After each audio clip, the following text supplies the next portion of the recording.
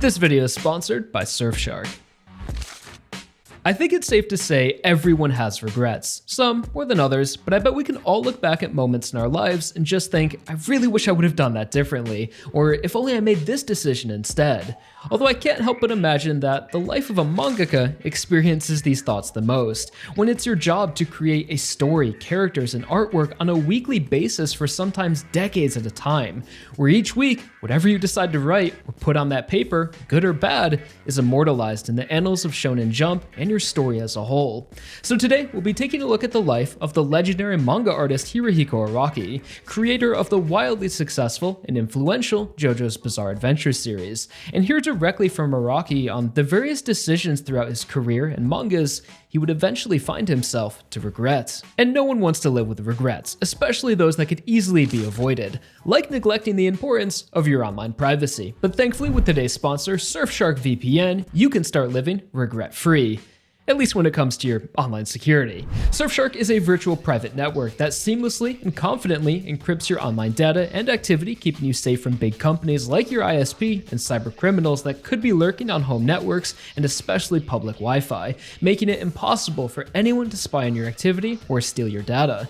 Surfshark works by masking your IP address, making it so your city, country, and web history aren't linked to your identity, which in the current data economy is more important than ever. And you can also trust that Surfshark does not monitor, track, or store what you do online, giving you complete peace of mind when browsing the internet at home or on your phone over public networks. Surfshark also gives you the power to instantly connect to over 3,200 servers in 100 countries, allowing you to unlock more of the internet than ever before while being fully encrypted. Your favorite band is releasing a new album at midnight? Well, let me just take a virtual flight over to Australia and listen to that right now, which I used Surfshark to do this morning to listen to the new Bring Me the Horizon. Your favorite TV show like JoJo's Bizarre Adventure isn't available in your region? Well, just hop over to a US server and boom, there it is. Every season subbed and dubbed, along with hundreds of other new movies and TV for streaming services you're probably already paying for. And right now, using my link in the description, you can secure your privacy with Surfshark. Just enter code XFORTS for an extra 4 months free when using the link on screen now and in the description.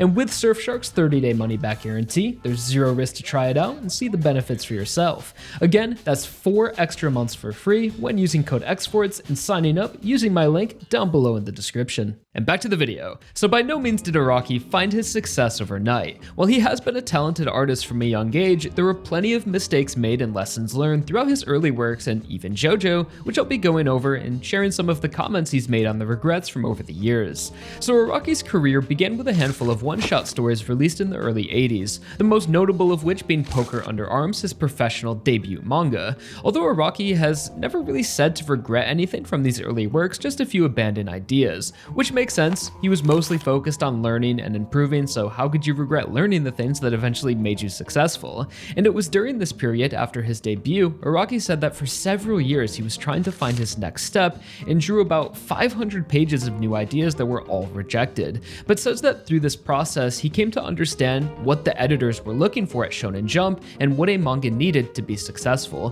which eventually led into the serialization of Baoh the Visitor. It was with the release of Baoh that Araki would go all in on his manga career, moving from Sendai to Tokyo to work closer with Shonen Jump editors during its run. And I think this is when Araki began to take his work quite seriously in terms of holding himself accountable for his decisions and taking criticism to heart for the sake of his manga.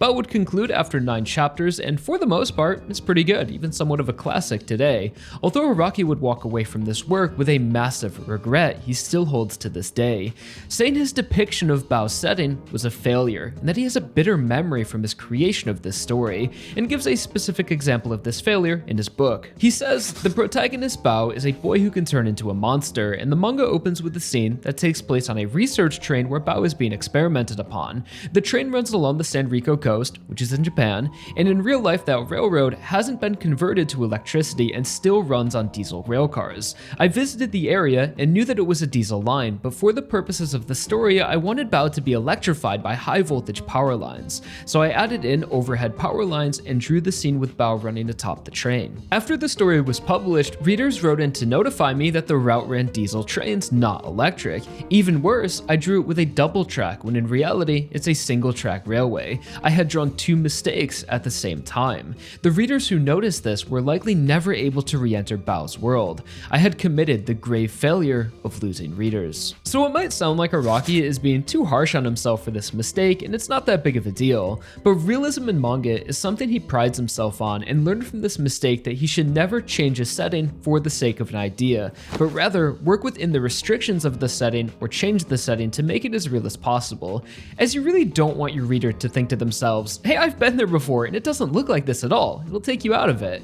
Rather, you want the reader to imagine these scenes are taking place in the real thing, the real world, which can allow the story to really come to life in your mind, as we see in later works where setting is taken more seriously, like Golden Wind's Italy and JoJo Land's Hawaii, which are extremely detailed and true to life. And following Baoh, Araki's next manga would be the short-lived Gorgeous Irene, which is where he would find himself another regret, this time in characters.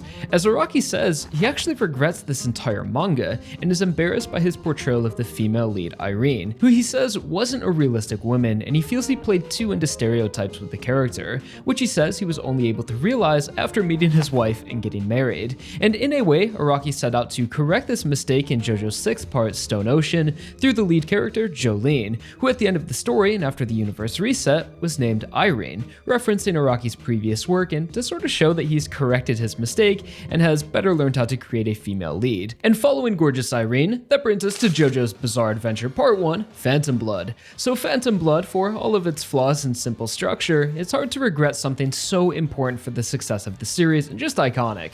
Although in a 2006 interview with Bandai Namco staff promoting the Phantom Blood PS2 game, Araki would say, when looking back on early JoJo, he admits he created characters in a very black and white or good and evil kind of way, going on to say, when I look at him now, I think Jonathan is too much of a good boy. If I was to draw him now, I'd probably show more of the weaknesses of his heart too. Which is something Araki would change if he got a do-over, which he essentially had at the time, as this was early into the creation of Steel Ball Run, which gave Araki a new opportunity to create Jonathan Joestar and many others as more flawed and human characters. And in the latest part of JoJo, Araki has pushed those boundaries of conventional good and evil characters to the furthest he's ever gone before through the main protagonist, Jodio Joestar. And sticking with Phantom Blood, Araki would also write in the JoJonium Volume 2 author notes that he almost regrets using the name Zeppeli so early in JoJo when speaking about William Zeppeli, saying, Led Zeppelin are top tier musicians to me, so I felt like I had to reference their name with this character, albeit it's really a shame I had to use it so early, kind of like playing the Joker right at the beginning of a card game. So I understand the sentiments here, although I really think he made the right decision, and it all worked out for the best. Having the Zeppeli family introduced so early allowed them to become these icons of the series, so the reference to Led Zeppelin belongs to equally as important characters. Although I will say, I still think Araki dropped the ball not having another Zeppeli appear in Part 5. What's up with that, man? That would have been perfect. But moving further into the series, with stands, you'd imagine Araki might have a few regrets when it comes to certain abilities and power levels. And in an interview with Anime News Network in 2017, when asked, are there any stand powers which you had an especially difficult time depicting, Araki would concede that he had a particularly hard time with Killer Queen, because he felt like he made the mistake of making the stand too powerful, and at a certain point, he didn't even know if Josuke would be able to defeat it. And I definitely agree that Kira was extremely overpowered, and I recently rewatched Part 4 with my girlfriend who has never seen JoJo before, and she was just like, wait, why does he have two stands? And later on thought Bites the Dust was completely broken. So I think he just gave him too many abilities, too many one-ups against Josuke, and his powers made up for each other's weaknesses. Multiple stands, close and long range, stray cat, his dad helped him out, and then the Bites the Dust failsafe.